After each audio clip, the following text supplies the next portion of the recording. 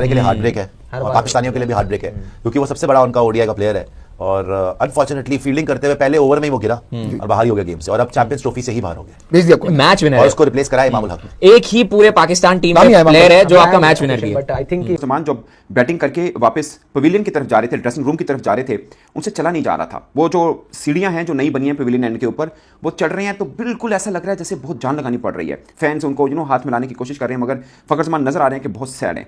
फिर जब वो थोड़ा सा ऊपर चढ़ जाते हैं और ड्रेसिंग रूम की तरफ आते हैं तो शाहीन अफरीदी उनको रिसीव करते हैं, अंदर लेके जाते हैं और फखर जमान जो हैं वो यूं करके अपना सर पकड़ के बैठे होते हैं और शाहिद असलम जो पाकिस्तान टीम के बैटिंग कोच हैं वो उनको थपथपाते हैं और साथ में शाहीन अफरीदी भी बैठे हैं। ऐसा कभी हमने फखर जमान को इस हालत में नहीं देखा। इतने मायूस, इतने हार्ट ब्रोकन, इतने अफसुर्दा। ये फौजी थे, फखर जमान फौजी हैं बल्कि, मगर इतना अफसुर्दा हमने कभी इनको नहीं देखा जितना उस 1 मिनट की विजुअल वीडियो के अंदर हमने देखा। ऐसा लग रहा है फखर जमान रो रहे हैं, अंदर से भी रो रहे हैं, बाहर से भी रो रहे हैं, और उनको देखकर फैंस का दिल बहुत, उनका लग रहा होता है कि इंटेंट है, वो फील्डिंग में हो, वो बैटिंग में हो, एक डिफरेंट करैक्टर है। और यकीन माने जब इनका इशू बना पाकिस्तान क्रिकेट बोर्ड से, उसके बाद मैंने इनका इंटरव्यू भी किया, मैंने इनको बोला, मैंने कहा फखर भाई हमें लगता था कि बाबर रिजवान शाहीन इनके बड़ी फैन फॉलोइंग है, बट आपकी जो फैन फॉलोइंग है ना वो ऐसे मतलब जिसे बोलते हैं ना दिलो जान बिछाने वाले आपके फैन हैं, मतलब इस तरह से इकट्ठे हुए हैं। लगा कि आप पाकिस्तान में अगर किसी क्रिकेटर की फैन फॉलोइंग सबसे ज़्यादा है, ये शक था किसी को शायद बाबर रिजवान या शाहीन की है, मगर फखर जमान की है। जो जिसे बोलते हैं ना दिल से चाहने वाले जो फैन हैं वो फखर जमान के हैं, और ये हमें पता भी चला जब वो टीम से आउट हुए थे। अनफॉर्चुनेट है दोस्तों, फखर जमान जैसा पाकिस्तान में ना एक प्रॉब्लम है, ये बहुत लोग इस बात को समझते हैं। हमारे पास बड़े बड़े हीरे आए और कसम से सोच के मन में आता है यार हमने खुद हाथ से गवाए। अब फखर जमान जैसे बंदे को हमने बाहर बैठा के रखा, मैं बहुत चीखा था, बहुत चीखो पुकार की, बहुत लोगों ने भी खैर उस वक्त बहुत इस बात को माना था कि फखर जमान जैसे बंदे को बाहर नहीं बैठाना चाहिए था। खासकर वो जो एक ट्वीट वाला मैटर हुआ था, अगरचे फखर जमान ने बाद में माना कि उनको शायद ट्वीट नहीं करनी चाहिए थी। मैंने उनसे सवाल भी पूछा था, उन्होंने बोला कि हाँ शायद कुछ और बेटर भी हो सकता था, बट उसके बाद मेरे मन में आया कि मुझे ऐसा नहीं करना चाहिए था। वो जो बाबर आजम का थोड़ा इशू बना था उस पर इन्होंने जो ट्वीट की थी, बट पॉइंट इज कि आपका इतना बड़ा एक सितारा आपने उनको बाहर निकाल दिया था।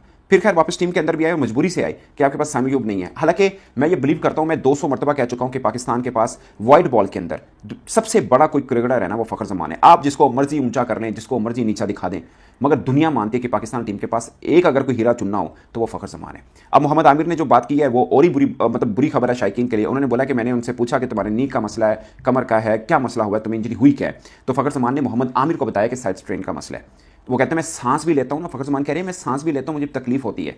और आमिर के बकौल इनको कम से कम 2 माह लग जाएंगे, यानी पाकिस्तान सुपर लीग में भी शायद इन एक्शन पूरे में तो ना हो, शायद एंड के मैचेस के अंदर वो हों। इसलिए वो टूटे हुए ये नहीं है कि वो 2 माह से क्रिकेट से बाहर है। हर स्पोर्ट्समैन को पता होता है कि यार ये उनकी लाइफ का हिस्सा है इंजरी, लेकिन वो जिस तरह से चैंपियंस ट्रॉफी से मतलब उनको फील हुआ कि यार मैं आउट हुआ, मैच नहीं जीत पाऊंगा, टू सम एक्सटेंट शायद पाकिस्तान खुदा ना खासा चैंपियंस ट्रॉफी से आउट ना हो जाए।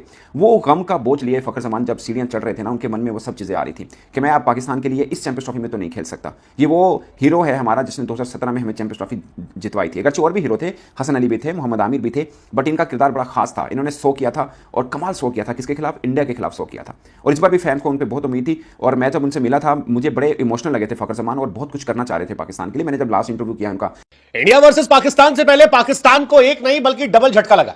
झटका भी छोटा मोटा नहीं, झटका उन खिलाड़ियों का जो पाकिस्तान के सबसे बड़े मैच विनर थे।